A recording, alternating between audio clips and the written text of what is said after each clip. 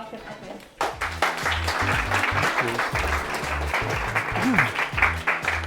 Thank you, Delphine, and welcome everyone. It's good to see you. So I want to ask, what happens when things fall apart? And thinking what comes to mind when you even hear that. Around 11 years ago, I felt quite a lot like my life was falling apart. So I wasn't sleeping very well, like hardly at all. I had lots of kind of extreme mood swings going on, including moods that I would not normally like to think I would experience, like anger, frustration, that kind of thing. I was basically burned out, and I'm self-employed as a musician and as a psychotherapist. At that time I wasn't a psychotherapist, I was a musician only. And so I had to make a decision that was quite difficult, which was to cancel all my upcoming work, just to take a break and figure out what was going on, to try to put myself back together. But just going back further than that, because once I started on the route to figuring out what was going on through this difficult time, one of the steps in that was going to therapy and receiving that counselling. And looking at the roots of some of the things that were manifesting at that time 11 years ago. So I want to take you on a little journey and tell you about the first job I ever had. It wasn't a traumatic, well, it kind of was a traumatic experience. So I grew up in the countryside, and believe it or not, my first job, I was 12 years old, and I worked on a free-range egg farm. And so I'd walk across the field from the house where I lived with my enormous family, and sometimes I'd just kind of open the doors into this big shed that was full of chickens and feathers and eggs and other things that come out of chickens and strong smells. And I wouldn't see a soul, and I'd do the work that they'd show me how to do, and then I'd go home and I wouldn't get paid. In fact, sadly, the people that ran that egg farm, their marriage was kind of falling apart. Anyway, so a couple of years ago, someone told me, do you realise you're a bit of an egg fanatic? And I don't know if that's the reason, because I had that job when I was 12, but I normally have a couple of eggs every day. Today I had boiled eggs at lunchtime. And I'd like us to talk a little bit about wholeness from the perspective of the world of eggs. So any fans of eggs in here? Okay, not everyone. Different ways we can eat them, right? So we're going to get a little bit conceptual here with the idea of wholeness. I'm not a scientist, but to me there's basically three parts of an egg. What are they? Right, the shell, the white, and the yolk. So they're all different from each other. They have perhaps different consistencies. The shell's the hard bit, obviously. They have some similarities in the sense that they're all part of an egg. They're all made out of atoms and molecules. And it's a whole. Those three make a whole egg. I'm learning to drive at the moment. And so if there's anyone in here that is kind of like a churchy person that prays, please pray for my driving test in 2 days from now. And as I've been learning to drive recently, what came to mind is this Lego car I had when I was about 13 or 14. And it was before, it was like, you know, in the prehistoric times when I was young. And they hadn't really got remote control things in the market very cheaply. So it had batteries in, but you had to kind of follow it around and it went by itself. It was cool to build it. So I'm thinking about the car I've just bought and kind of thinking what needs to go in it. I've got a little holder for my phone and that kind of thing. And this Lego car that was made out of lots of pieces that came together as a whole into that Lego car. So if we think about a jigsaw, you know, once all the pieces are together, that's a complete jigsaw and we'd say it's whole. Same with an egg, the shell, the white and the yolk together. So as I mentioned, I've got a big family. I'm the second oldest of 9 children.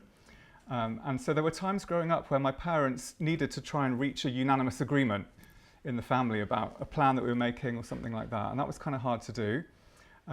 So I guess I was thinking that sometimes the best kinds of wholeness allow for some diversity.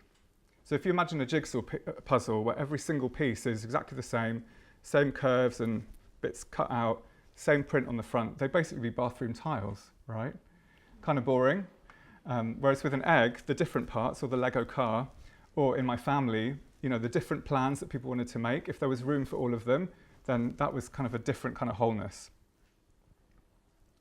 I think in egg terms, when there's too much blending and not enough variety, you get like an omelette. I mean, I like omelettes. Anyone else like omelettes?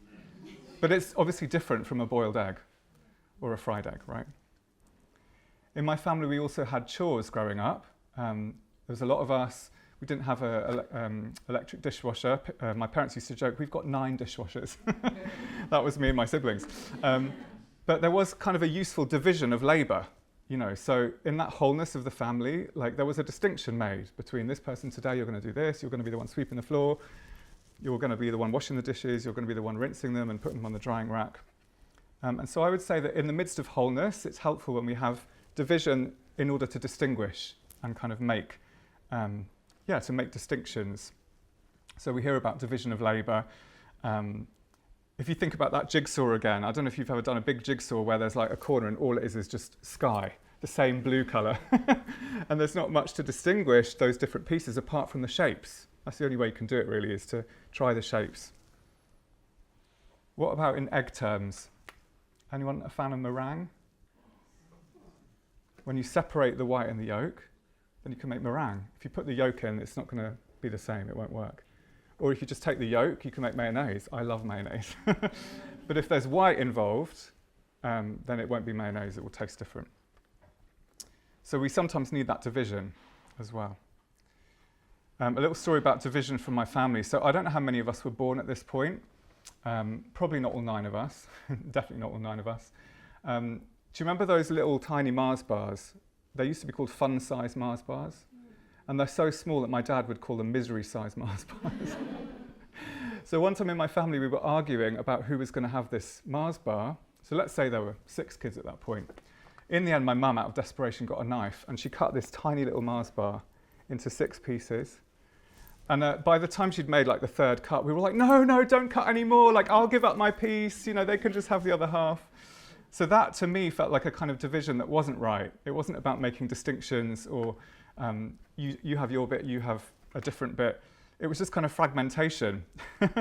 And so we know that, for example, in a team at work, if you say, the team is divided, or sadly in some relationships, parents that split up or separate, get divorced, or my Lego car, if I dropped that Lego car on the floor, it would break into different pieces and that wholeness would be gone, be a different kind of division than the separation of the white and the yolk of an egg. Imagining also a jigsaw. You might have seen this in charity shops sometimes. If you go to charity shops, they might have some jigsaws there, and sometimes on the box in permanent market will say 98 pieces. It's a 100-piece jigsaw. I'm like, I don't know if I should buy that because there's going to be 2 pieces missing. I wonder which settee those pieces are kind of lost in.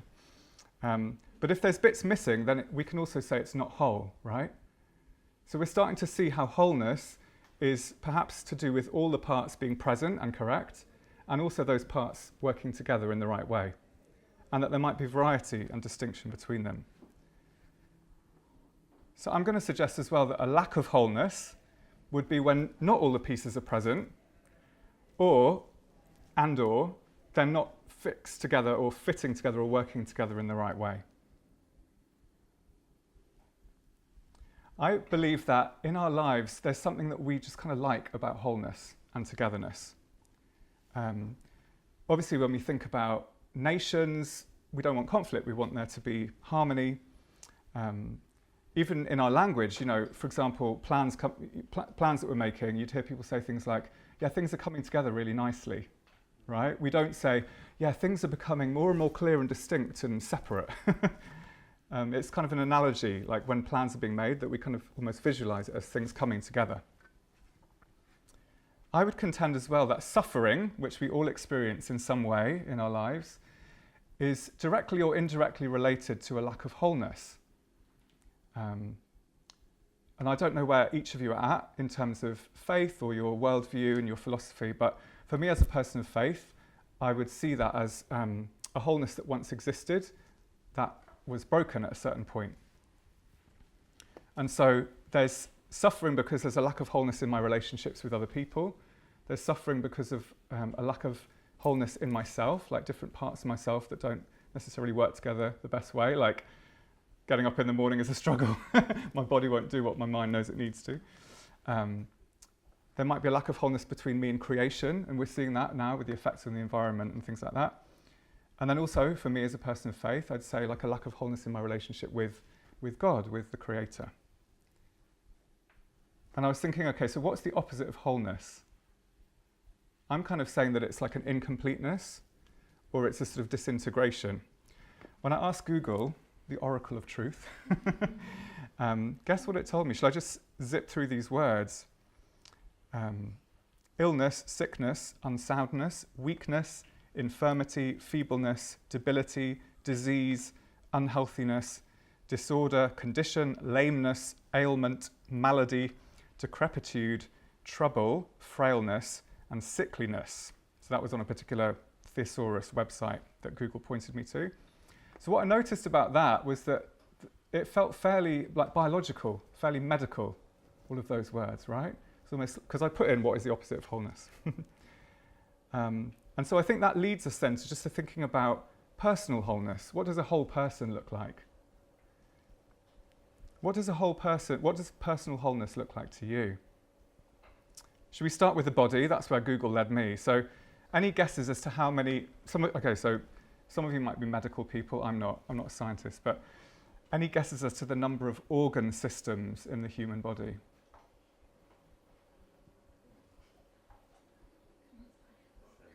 Seven.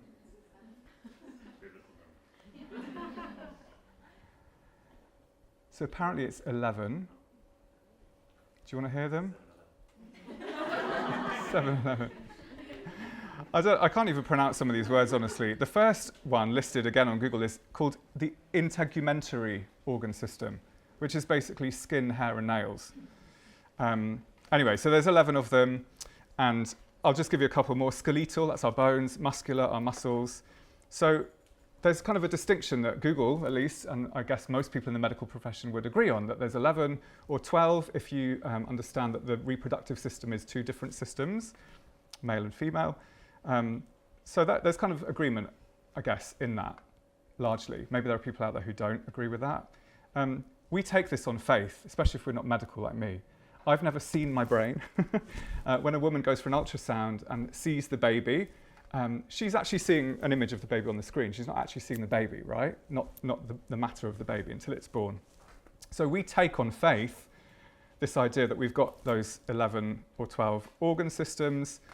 I take on faith that I have a heart. I mean, I feel its effects. And so we might be able to say, okay, well, why don't we just lump the skeletal and the muscular together? Because they both kind of are to do with movement, aren't they? Like the bones and the muscles. So we might say, well, let's just call that one rather than 2 separate ones. What we probably wouldn't do is say that they don't work together. They shouldn't work together. Or we probably wouldn't say that one of them should be missing. That we should not have a skeleton, just muscles. Or we shouldn't have muscles, just a skeleton. If we would try to do that conceptually or actually, then it would lead to really negative consequences for people's health, right? So that's our bodies, but what about the non-scientifically measurable part of the human person? Because we're not just a body, I don't believe. The parts of us that as yet science can't measure fully, things to do with our mind, our emotions, the ways that we make decisions. Is there a consensus about how many components there are? Is there a consensus about how those work together? I feel like we're kind of bumping up against a bit of a question, which is maybe a question that each of us need to ask ourselves personally. Do I believe that the truth about the human person is out there? Do I believe that I get to decide how many organ systems are in my body? Probably not. Do I get to decide how many other components of my non-biological part of myself there are?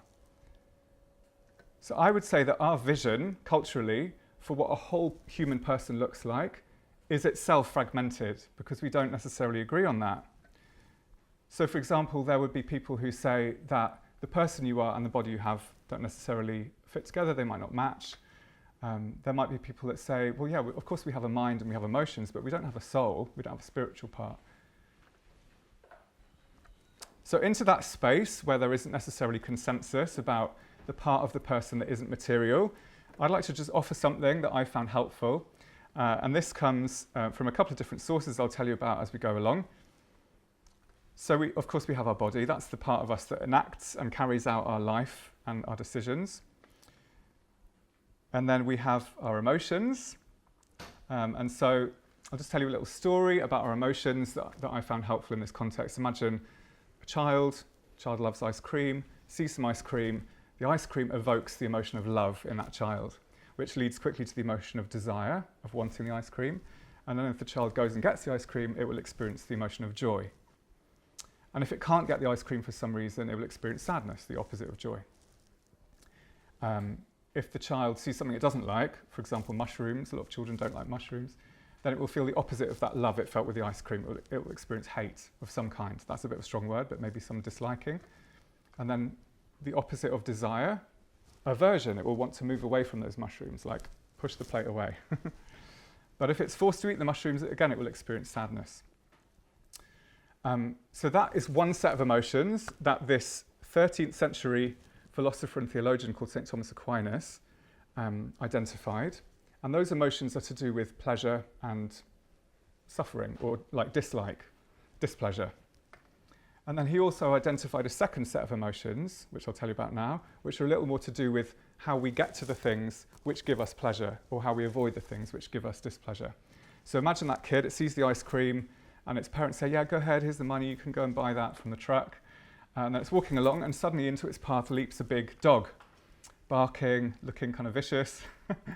And so the child would experience the emotion of fear. And that might be fight or flight, like, okay, I probably need to run away. Or if I think I can scare it back, maybe I'll fight and it will run off and I'll be able to get the ice cream. Then maybe the child sees that the dog is chained up and the chain is short so that the child can actually get round the dog. So then that fear is going to convert into courage to enable the child to keep going, to then attain the ice cream and experience the joy. So this second set of emotions, St. Thomas Aquinas said, are those to do with usefulness or harmfulness. And they kind of help motivate us towards or away from things so that we can then get to the things which give us pleasure or avoid the things which give us displeasure. Are you with me so far? It's quite conceptual, isn't it? So that's St. Thomas Aquinas, and part of the way I've learned that is through these two Catholic psychiatrists from the Netherlands who both died now, Conrad Baars and Anna Teruwe. So if you have any questions at the end or you want to come and find me and ask about their books, just let me know. So we have these two sets of emotions. Then from a different philosopher of the 20th century, Josef Pieper, a German guy, he said that there were two ways that we can know things. So we're now looking at our mind. So I want us to do a little exercise here at this point. I've brought some flowers. They're just on the tables, hopefully fairly near you. For you guys in this front row, you could grab one of those jars there. So bring the flowers close. I want you to turn to your neighbour. There maybe aren't enough to just split around, but if you can see them nearby, that will do the trick. And I want you to just look at them and see what you make of them. And then maybe after a minute, you could turn to your neighbour and imagine that you're talking to them over the phone and telling them about these flowers and describe them. I'd be interested to know, maybe you can come and tell me afterwards, how many of you said things like, there are 10 or 12 or whatever flowers in this bunch, kind of a factual thing. Whether any of you said things like, on this flower there are 56 petals, the stem is exactly 26 centimetres long. I don't know, maybe some of you would have said things like that. I didn't see many people like picking them up and smelling them. I don't honestly know how they smell. They're left over from an event in the place where I live, so I just brought them along. And I know some of them are a bit worse for wear, so excuse that. But I can imagine maybe a part of what you were saying was to do with the colour. Maybe if you had picked them up and smelt them, you might have described that. You might have said other things that you noticed by just kind of taking in what you saw with and perceived with your senses. So this philosopher, Josef Pieper, said that there's two ways of knowing. One is kind of a receptive knowledge that just takes in what it sees, what it hears, that kind of thing. And the other one is what he calls discursive thought, which is more to do with the measuring. So in order to count the petals, you might actually have to pull them off. You might have to disintegrate the flower in order to kind of get inside, which would also be something to know about the flower, right? The number of petals, exactly how long the stem was. It's kind of more mathematical. It's more to do with concluding and deducing things, and a little bit less to do with just looking and taking in. So there's these two sides to our What's the second one? Discursive capacity. The other one is called the intuitive capacity. So we've kind of zipped through the body and then the emotions, these two sets of emotions, and then also the mind, which is these kind of two ways of knowing, taking things in or kind of working things out. And then within this model of the whole human person, the idea that we have a will, so that's our faculty that would make a choice based on the information that we take in through our senses and based on the motivation we get from our emotions. And so in this model that I've read about, that I found helpful, which I'm just offering to you tonight, it's to say that in one way we could say that our mind is the second of the two ways of knowing, and the second set of emotions, those emotions which are to do with what's useful and what's harmful. And those together encompass the mind. And then the other two encompass the heart, which is the first way of knowing, the intuitive way, the receptive way, and that set of emotions that's to do with joy or sadness. So in what I've read about this conceptualization of the human person, that's to say that's the heart and that's the mind. The writers then go further and they say that the mind should be at the service of the heart rather than the other way around. So I don't know about you, but I feel like in our culture, you might not have to walk more than a few steps outside this room to see that the mind is usually privileged over the heart, I think, in our culture. So this might be one of the effects of how we don't have a clear vision of the whole human person and how that might be disjointed and that kind of thing. I was at my godson's first birthday yesterday. He's really sweet, and the parts of the person are definitely all present. He's learning, he's got his mind, he's definitely feeling, he's got his little body, he can walk around now, and he's young, he's 1 year old. So the parts are all present, but I'm not sure they're all yet totally integrated and whole. And I think that's the journey that we go on as humans towards personal wholeness. So as we grow up, and it's a little bit like me, honestly, with learning to drive, and it's like the things that have to work together. Like at first I was not going to change gear whilst turning a corner. Now I can. So they're kind of coming together. But what happens is when we gain that freedom and control over the different parts of ourselves and they're coming together, with that then comes the temptation to compartmentalize and disconnect, because it's like, oh, okay, I'm in control of this now. So maybe I'll actually just park that part of myself for a little while. In my journey from burnout and disintegration to hopefully some reintegration, part of how that looked for me was recognizing the parts of myself that I'd sort of disconnected and disowned. So there were painful emotions that I would have experienced growing up with just different things that happened in my family. And I'd sort of cut those off once I'd gained that freedom and control that we grow in as we grow up. I'm not going to feel sad, I'm not going to feel angry, I'm not going to feel afraid. It meant that my mind was on overdrive and my heart wasn't getting so much of a look in. I had this kind of golden child, good boy persona. I was always quite a high achiever at school, and my older brother was quite rebellious in his teens. I was the opposite. I was trying to kind of bridge the gap and hold things together. So the part that I presented to the world was about achieving and always being fine, everything's good, like no struggles. And that eventually was having an effect on my body, like I mentioned, not sleeping properly. Even just how hungry I was would kind of come at weird times during that period. So I've offered a bit of a conceptualization maybe of a whole human person that you might feel able to subscribe to, or you might just want to chew over for a while. But let's imagine that we got that jigsaw from the charity shop with a few pieces missing, and then somehow miraculously we got the last 3 pieces. Now the task is to put those in and to integrate, right? So let's talk about that. Integration, it links with the word integrity. So we hear about, politicians who don't have integrity or that kind of thing. And the root word of integration and integrity is the same. It's to do with intactness, things being together. So that's what integration is about. Drawing things together and bringing kind of to the fore, or bringing in, including what's been missing, what's been hidden, leading to that wholeness of all the parts being present and correct and working together properly.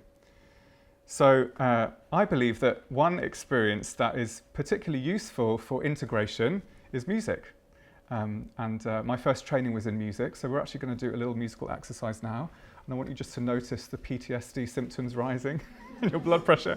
Don't worry, it's not going to be too taxing. Just before we get into that, actually, I recently found this study online with 43,000 respondents in 26 countries, which account for over 90% of the global recorded music revenue. So I wonder if we could play a little guessing game. Does anyone want to guess what percent of the total time spent in music consumption globally is in live music settings now? Don't be shy. It's 4%. And that includes watching a live stream of an artist, like even on Instagram, like an Instagram live. So 4% of music consumption, 4% of the time spent in music consumption is in live music settings, including live stream. Interesting. What percentage of people who listen to, what percentage of people listen to music in the car? 50. Who said 50? 50, yeah, that's correct.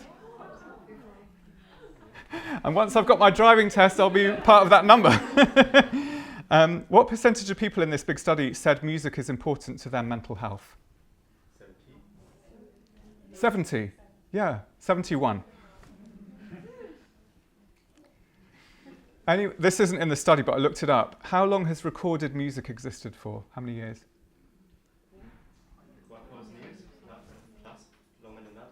How much, sorry? Over 1,000 years. Recorded music, when you can record it and play it back. Oh, that was probably since the 1930s. Did you just Google that? No, okay. It's 150 years. So in terms of human civilization, it's probably kind of the blink of an eye. And so I think music can be an integrative experience when we listen to it. No doubt, if 71% of people in all those countries say that it's important to their mental health. But I also think that making music, rather than just kind of consuming music, is more of an integrative experience. The reason I say that is because all music, all sound is actually movement. The particles in the air, remember this from your science GCSE or whatever? The particles move and they hit your eardrum. If you're in a nightclub and they've aimed the frequencies right, you can feel the music in your torso, in your chest cavity. They actually tune the frequency so that your chest vibrates with the kick drum. So if all music is movement, then music is kind of a physical experience. It's a whole person experience, I would say. For me, as like a Christian Catholic musician, I'd say it can also include the spiritual side of ourselves. So if I'm listening or playing instrumental music, that involves my body and hopefully my emotions. I might be thinking about the music, I might be thinking about something else. But if I'm singing lyrics, then that also engages my intelligence. That's probably going to kick my emotions somewhere a little bit more as well, depending on what the lyrics say. So I think it's an experience that can really bring the whole person together. I think it can also bring groups of people together as well, especially when they're making music or listening to it together. I tried to find the stat on what percentage of music is consumed by one person with headphones in. And I don't know what that is now, but I'm sure it's pretty high. I couldn't find it. So shall we try making some music together? Okay, so first of all, there's some white sheets on your tables. There's not enough for everyone, but it looks a bit like this. I'm just going to hold it for the camera so that the future viewer on YouTube can see. You might want to just pause the video. That's what it looks like. So we're going to make some samba. Can we just start by reading these numbers across the top? You can say them in your own native tongue, doesn't have to be English, just on a count like this. 1, 2, 3, 4. 1, 2, 3, 4. 1, 2, 3, 4. 1, 2, 3, 4. Good. So hold that in mind. The words you've got, so we've got green and gold, purple and gold. So these are the colours of the Mardi Gras in New Orleans. And we're doing a samba rhythm, which is from the kind of carnival genre, if you like. It's actually very diverse, so I'm kind of being a bit of a magpie here in what I'm picking. But the rhythm is this: green and gold, purple and gold. Green and gold, purple and gold. Green and gold, purple and gold.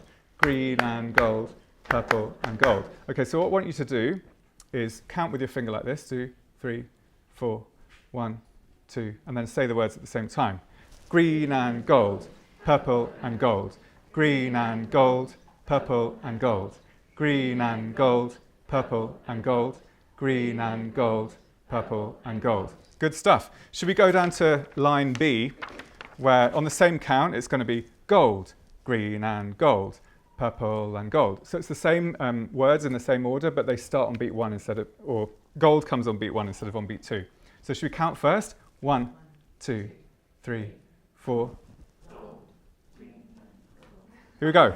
Gold, green and gold, purple and gold, green and gold, purple and gold, green and gold, purple and gold, green and gold, purple and gold. Great. I want to divide the room, so everyone on this side of the camera, you're going to be in line A. So on beat 1, you're going to say green and. Everyone on this side of the camera, you're going to say gold on beat 1. Okay, should we just count together silently first? 1. I'll count you in for the words. Here we go. Green and gold. Gold. Purple and gold. Green and gold. Purple and gold. Green and gold. Purple and gold. Green and gold. Purple and gold. Stop. Very well done. You sound great. There's actually quite a lot more people here, so can you bring up the volume a bit? Let's try it again. I'll bring one off 4. 1, 2, 3. Just with the words. Here we go. Green and gold. Purple and gold. Green and gold. Purple and gold. Green and gold. Purple and gold. Green and gold. Purple and gold. Great. Sounds good. When we hear someone say, pull yourself together, that normally means something like, suck it up or get on with it. In my family, sometimes, with all the stress my parents had with the number of children, they would sometimes say, oh, just stop complaining. So me and my siblings joke about that. When I was falling apart 11 years ago, through that experience of burnout and anxiety, I was kind of coming to people with the pieces of my life, and many people were so helpful in putting me back together. Some people gave advice quite quickly, like, oh, have you tried this? Maybe, why don't you do that? And so, although they weren't saying, pull yourself together, in so many words, they kind of were. They were saying, you try this, you go, you take that step and you do that to help yourself. Can a jigsaw puzzle put itself together? No. Can a Lego car put itself together? No. So we're not jigsaws or Lego puzzles, we are human beings, but there is a limit to our ability to pull ourselves together, I would say.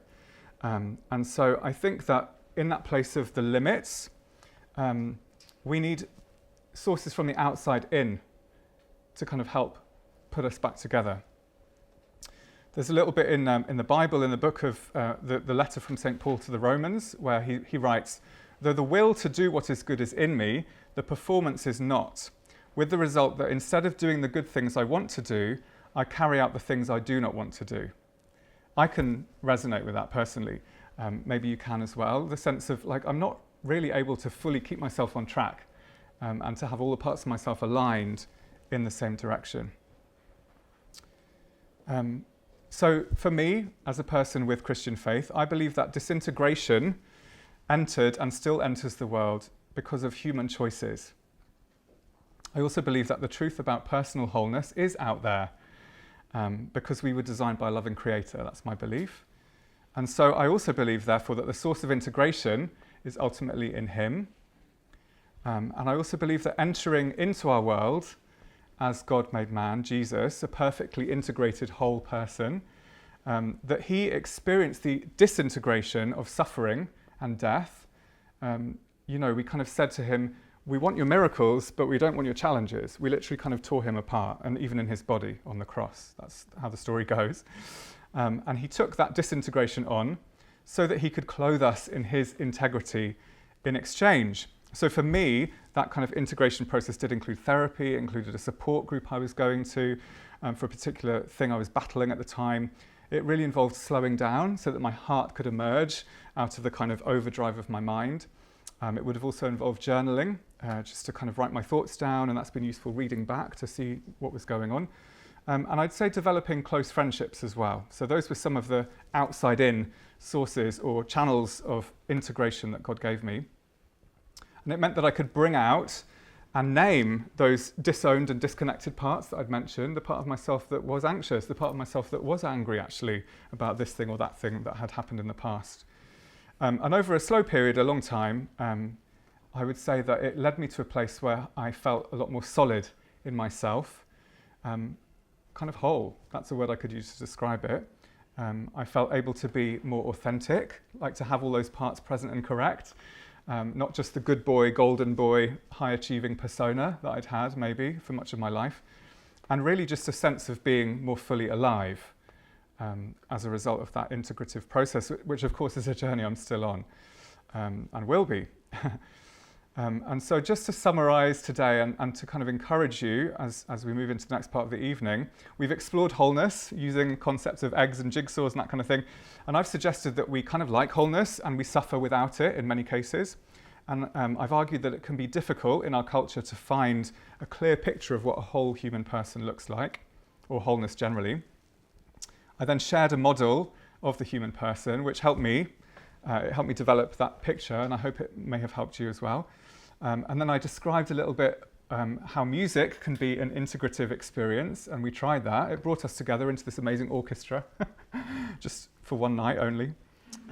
So we tried that out. And then I've also just advocated now in the last few minutes for the idea of wholeness coming from the outside in. So I would encourage you to clarify your vision for wholeness. If you have the capacity and would like to do that, maybe to read and to listen and watch. I'm sure there's podcasts and books and things out there to discuss and to talk with people close to you, to think about what does wholeness mean. And so once you've clarified that, I'd encourage you to begin and continue the process that no doubt you're already on of integration from the outside in. And that will involve at certain points probably being brave about recognizing the areas of fragmentation that might exist in your life or in your family perhaps, for example. And then also being open to what might be hidden being revealed so that it can kind of come out and be present.